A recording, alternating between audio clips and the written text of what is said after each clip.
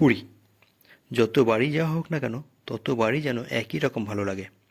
এমন অনেক পর্যটক আছেন যারা প্রতি বছর এই চারধামের একধাম পুরীতে আসেন শ্রী জগন্নাথ দেবের দর্শন লাভ করার জন্য। আর প্রতি বছরই এই নীল সমুদ্রে নিজেদের গা ভিজিয়ে এক রাশ স্মৃতি নিয়ে চলে যান নিজ নিজ গৃহে। তবে সারা বছর পর্যটকের ঠাসা এই পুরীর আকর্ষণ শুধু পুরীর মন্দির আর সমুদ্রের মধ্যে সীমাবদ্ধ নয়, কারণ এখানে রয়েছে প্রচুর ঘোরার জায়গা যা একদিন বা দুদিনে ঘুরে দেখা সম্ভব নয়। এসব নিয়ে পরে আসছে। তবে পুরী ভ্রমণের এই বিভিন্ন পর্বে আপনাদের জন্য আজকে থাকবে পুরীর অসাধারণ সুন্দর এক গোল্ডেন বিচ, যাকে গোয়া বিচের সঙ্গে তুলনা করা যেতেই পারে। এছাড়া থাকবে পুরীর মন্দির দর্শন, আর থাকবে পুরীতে আসার পর আমরা কি কি করেছি তার সমস্ত খুঁটিনাটি তথ্য, এবং সাথে কত খরচ হলো তার ফুল ডিটেলস। এর আগের পর্বে আমরা দেখিয়েছিলাম শালিমার থেকে কিভাবে পুরীতে এসেছিলাম তার ফুল ভিডিও, আর আজকের পর্বে আমরা দেখাবো পুরীতে আসার পর আমরা কী কী করেছি তার ফুল ভিডিও সঙ্গে কত খরচ হলো, ফুল ইনফরমেশন। চলুন তাহলে ভিডিও শুরু করা যাক। সময়টা ছিল 24শে ফেব্রুয়ারি 2024। ঘড়ি কাটার সময় তখন 7:30। আমরা পুরীর স্টেশন থেকে বেরিয়ে 4টে অটো গাড়ি ভাড়া করে বেরিয়ে আসলাম রায় গেস্ট হাউসের উদ্দেশ্যে। এই হোটেলটি আমাদের আগে থেকেই বুক করা ছিল। এবার আমাদের হোটেলের লোকেশনটা আপনাদেরকে বলে দিচ্ছে। এ হচ্ছে পুরী মেরিন ড্রাইভ রোড, আর মেরিন ড্রাইভ রোডের ওপরে রয়েছে ক্যামেলিয়া হোটেল। এই ক্যামেলিয়া হোটেলের পাশ দিয়ে একটি সরু রাস্তা চলে গেছে। এই রাস্তা থেকে কিছুটা গিয়ে বাঁদিকে আরও একটি রাস্তা চলে গেছে। এই রাস্তার দিকে তাকালে দেখবেন একটি পার্ক পড়ে, মিনি পার্ক। এই মিনি পার্কটা ক্রস করলে একটি রোডে এসে মিশছে। এই রোড থেকে আবার ডান দিকে কিছুটা গেলেই আপনি দেখতে পাবেন যে রায় গেস্ট হাউস। আর এই হচ্ছে আমাদের হোটেল রায় গেস্ট হাউস। হোটেলে ঢুকেই শুরু হয়ে গেল রান্না করার তোড়জোড়। আমরা আগে থেকেই হোটেলের স্টাফদের বলে রেখেছিলাম যে আমরা হোটেলে নিজেরা রান্না করে খাবো। তার জন্য ওরা আগে থেকে সব অ্যারেঞ্জমেন্ট করে রেখেছিল। আমরা যাওয়া মাত্র ডেকোরেটার্সের লোক আসলো, আমাদের কি কি মালপত্র লাগবে আমরা তার থেকে বুঝে নিলাম, এবং আমরা শুরু করে দিলাম রাতের রান্নাবান্না। আমরা যেহেতু নিজেরা রান্না করে খেয়েছিলাম তাতে আমাদের প্রচুর টাকা সেভ হয়েছে, কারণ আমরা হিসাব করে দেখলাম আমরা যদি বাইরে খেতে যেতাম তাহলে দুবেলা মিলিয়ে প্রায় 300 টাকা তো খরচ হতোই, কারণ ওখানে মাছ ভাত বা চিকেন ভাত আপনি যাই খান না কেন 130 থেকে 150 টাকা প্লেট। তাও আপনার খাওয়ার সেরকম পছন্দ হবে না, ঠিক আছে। সেখানে আমরা এই 4 দিনে মটন, চিকেন, ফ্রাইড রাইস, তারপরে হচ্ছে ভেটকি মাছ, রুই মাছ, সমস্ত কিছুই খেয়েছি। এই সমস্ত কিছু খাবার প্লাস ডেকোরেশনের ভাড়া নিয়ে আমাদের পার হেড খরচা পড়েছিল এক একজনের 650 টাকা করে। এ হচ্ছে আমাদের আরও এক রাঁধুনি গোবিন্দ। চিকেন পকোড়া ভাজা হচ্ছে, কারণ এই চিকেন পকোড়া খেয়ে একটু নাচানাচি করতে হবে তাই।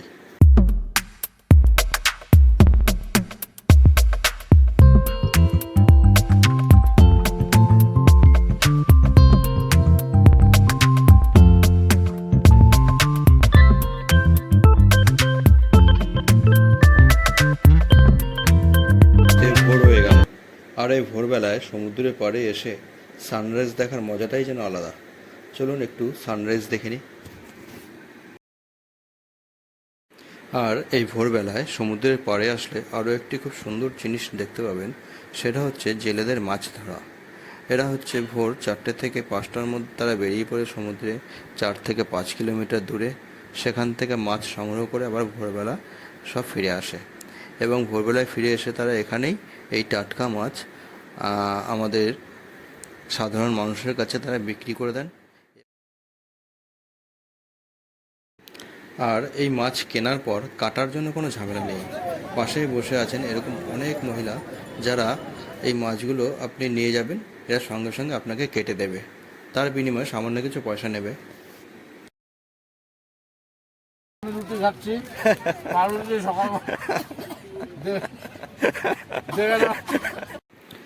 ভোরবেলা সমুদ্রে আসবো আর চা খাবো না, তা কখনো হয়? তাই আমরা এই দাদার থেকে প্রত্যেকে একটি করে চা এবং আর বিস্কুট নিয়ে নিলাম সাথে।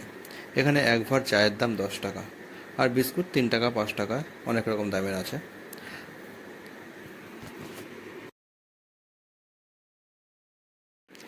এই সকালবেলা সমুদ্রের পাড়ে চেয়ারে বসে চা খাওয়ার মজাটাই যেন আলাদা। তবে চেয়ারে বসাটা ফ্রি চায়ের সাথে।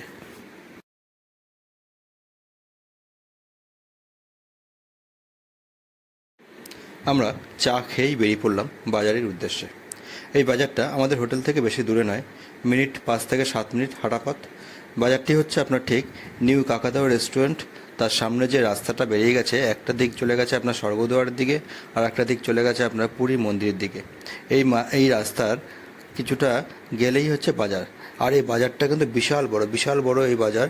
এই বাজারে আপনি মুদি সদাই থেকে শুরু করে সবজি বাজার থেকে শুরু করে মাছ মাংস সমস্ত কিছু পেয়ে যাবেন। এছাড়াও সকালের টিফিন, তারপরে আপনার যাবতীয় কিছু যা যা দরকার সমস্ত এই বাজারেই পেয়ে যাবেন। আজকে সকালের টিফিনটা এই বাজারের সামনে থাকা দোকান থেকেই খেয়ে নিলাম। আমি নিয়েছিলাম হচ্ছে 150 গ্রাম পেটাই পরোটা, যার দাম নিয়েছিল 25 টাকা। ওই রাস্তার পাশে এরকম ছোটো ছোটো অনেক হোটেল আছে যেখানে আপনি সকালবেলা টিফিনটা পেয়ে যাবেন। আমি নিলাম হচ্ছে এরকম পেটাই পরোটা। এখানে 150 গ্রাম আছে, 25 টাকা প্লেট নিচ্ছে, সঙ্গে তরকারি দিয়েছে। তাহলে আমরা এখন সমুদ্রের দিকে যাচ্ছি স্নান করতে। এখন বাজে হচ্ছে 12:30। কখন ফিরবো সে টাইমটা পরে বলে দেবো। কখন ফিরবো কোনো ঠিক নেই।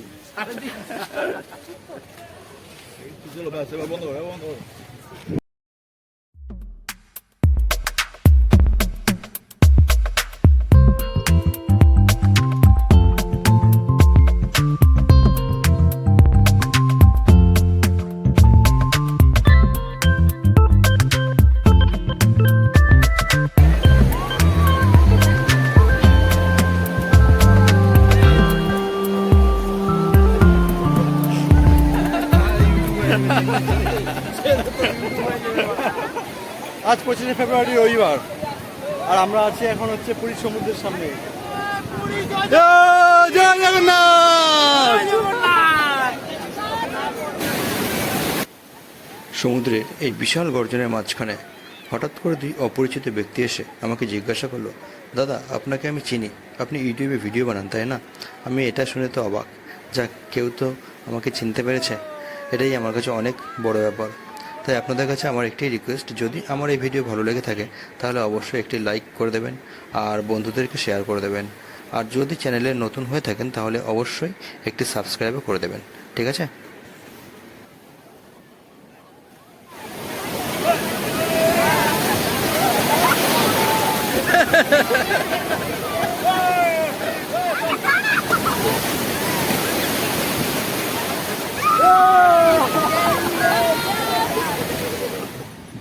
আজকের মতো স্নান পর্ব শেষ, এবার ডাব খেতে হবে, তাই তো? ডাব কত করে হয়ে গেছে? 30 টাকা। 30 টাকা করে? 30 টাকা করে। ঠিক আছে চলো, কাটবো আর দেবো। ঠিক আছে ঠিক আছে, 30 টাকা করে ডাব। আপনার কতদিন আছেন বলুন, আমরা আছি গোটা 25 জন আছি। নিয়ে আসুন সব। ডিসকাউন্ট পাবো? হবে, এইখানে ফোন পে হবে, সবকিছুই হবে। ডিসকাউন্ট পাবে? ডিসকাউন্ট? এইখানে বলবেন, করে দেবো। ঠিক আছে, সবাইকে দিয়ে দাও।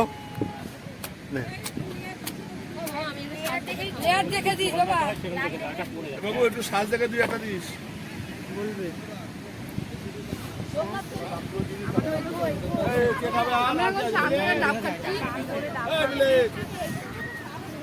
বলছি ডাবের জল কিরকম? ঠিক আছে, নাইস নাইস। কত করে নিল? একদম। ব্যাস, আমরা এখন স্নান করে ডাব খাচ্ছি, তাই তো? হ্যাঁ, ডাব খাচ্ছি। এবার হোটেলে গিয়ে দুপুরবেলা সমুদ্র স্নান সেরে হোটেলে ফিরে একটু খাওয়া দাওয়া করে ঘুমিয়েছিলাম, এবং ঘুম থেকে উঠে দেখে কখন সন্ধে হয়ে গেছে। আমার সাথে বাকি যারা ছিল সবাই তখন সমুদ্রের পাড়ে চলে গেছিল। তাই ভাবলাম আমিও যাই, একটু সমুদ্রের পাড় থেকে ঘুরে আসি। এবং সমুদ্রে এসে আমি কী করলাম, কী কেনাকাটা করলাম, কী খাওয়া দাওয়া করলাম, চলুন একটু দেখে নিই। প্রথমেই সমুদ্রের পাড়ে এসে একটু ঝালমুড়ি খেয়ে নিলাম। এই ঝালমুড়িটি এখানে 20 টাকা দাম নিল। তারপর সমুদ্রের পাড়ে বসে 1 কাপ চা নিয়ে নিলাম এবং 10 টাকা দাম নিল। এবং সমুদ্রের পাড়ে চেয়ার পাতা আছে, চেয়ারে বসে 1 কাপ চা খেয়ে বেরিয়ে পড়লাম বাড়ির জন্য কিছু কেনাকাটা করতে। জল সংখ্যা আছে?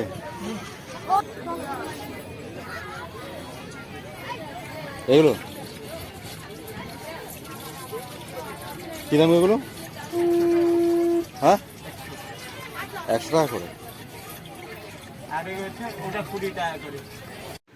আমি এই 100 টাকার সংখ্যাটায় একটু দরদাম করে 60 টাকায় নিয়ে নিয়েছিলাম। এখানে আপনারা যখন কিছু কিনতে আসবেন একটু দরদাম করে নেবেন, কারণ এখানে সবসময় জিনিসের দাম একটু বাড়িয়ে বলা হয়। এই দোকান থেকে জগন্নাথ দেবের 3টি মূর্তি নিয়েছিলাম, যেগুলো বলা হয়েছিল 30 টাকা করে, সেগুলো কমিয়ে আমাকে 25 টাকা করে দিয়েছিল। মানে 3টে মূর্তি আমি 75 টাকা নিয়েছিলাম। সমুদ্রে ঘুরতে আসলে যে খাবারটা সবথেকে বেশি বিখ্যাত সেটা হচ্ছে এখানকার মাছ ভাজা বা মাছের চপ। তবে আমি এর কোনোটি খাইনি, কারণ আমার দেখে ঠিক পছন্দ হলো না।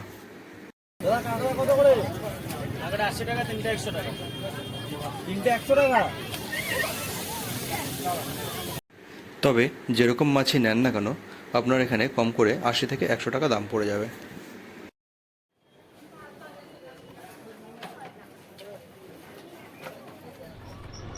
আজ 27শে ফেব্রুয়ারি মঙ্গলবার সকাল সকাল বেরিয়ে পড়েছি পুরীর মন্দির দর্শন করবার জন্য। এর আগের দিন এসে পুরীতে সকালবেলা এসে পুজো দিয়েছিলাম, সেদিনটা ক্যামেরাটা নিয়ে যাওয়া হয়নি বলে ফটো তোলা হয়নি। তাই আজকে আমাদের হোটেলের সামনে থেকে এরকম একটি রিক্সা পেয়ে গেলাম, ঠিক আছে। এই রিক্সা করে এখন যাচ্ছি পুরীর মন্দিরে। পুরীর মন্দিরে গিয়ে কিছু ফটো তুলে তারপর আবার ব্যাক করবো। তবে রিক্সার জন্য উনি ফার্স্ট থেকে আইছিলেন যে আপনার 250 টাকা, তা একটু বাড়ি বেরোন করাতে 200 টাকায় চলে এসছে। তাই 200 টাকায় নিয়ে যাবে এবং নিয়ে আসবে। তাহলে চলো পুরীর মন্দিরে কিছু ফটো তুলে নিয়ে আসি।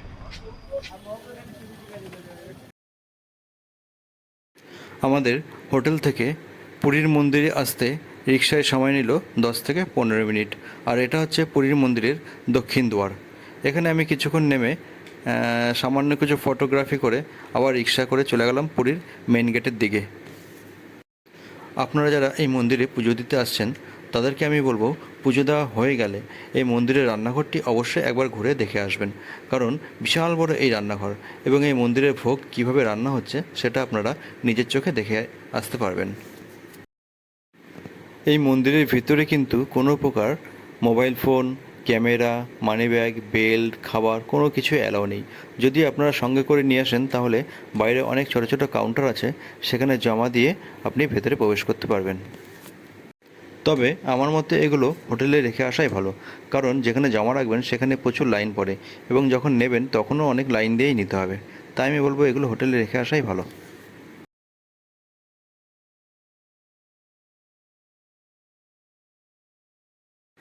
এবার আমরা যাচ্ছি পুরীতে গড়ে ওঠা একটি নতুন বিচের সন্ধানে, যাকে গোল্ডেন বিচ বা ব্লু ফ্ল্যাগ বিচও বলা হয়ে থাকে।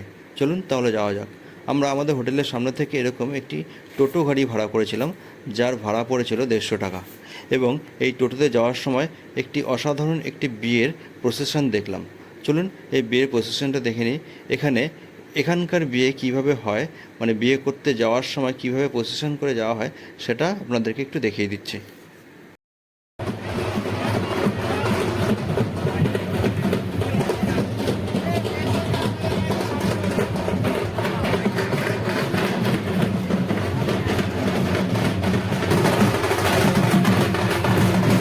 এই হচ্ছে উড়িষ্যার ট্রেডিশনাল বিয়ে। বর যাচ্ছে বিয়ে করতে। আমরা যেমন এখানে ঠাকুর বিসর্জনের সময় বিভিন্ন রকম লাইট জ্বালিয়ে, ডিজে বাজিয়ে যেইভাবে আমরা ঠাকুর বিসর্জন দিতে যাই, ঠিক সেরকমভাবে কিন্তু এখানে বর বিয়ে করতে যাচ্ছে। এরকম বিভিন্ন রকম লাইট দিয়ে গাড়ি সাজিয়ে, ডিজে বাজিয়ে আনন্দ করতে করতে যাচ্ছে।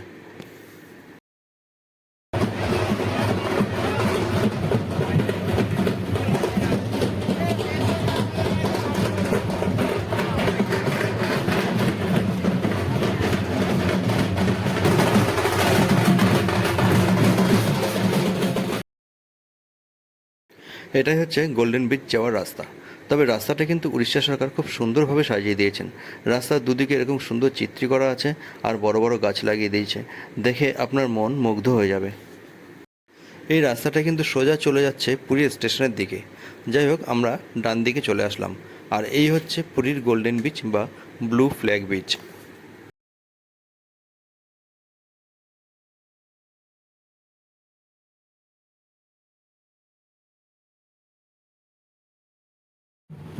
আমরা এখন যাচ্ছি পুরীর লোকাল সাইট সিন করতে, গোল্ডেন বিচ। আমাদের হোটেলের সামনে থেকে টোটো নিয়েছি, টোটোতে ভাড়া নিল হচ্ছে আপনার 150 টাকা। আমরা টোটো থেকে নেমে এই রাস্তা ধরে এখন যাব হচ্ছে গোল্ডেন বিচের দিকে।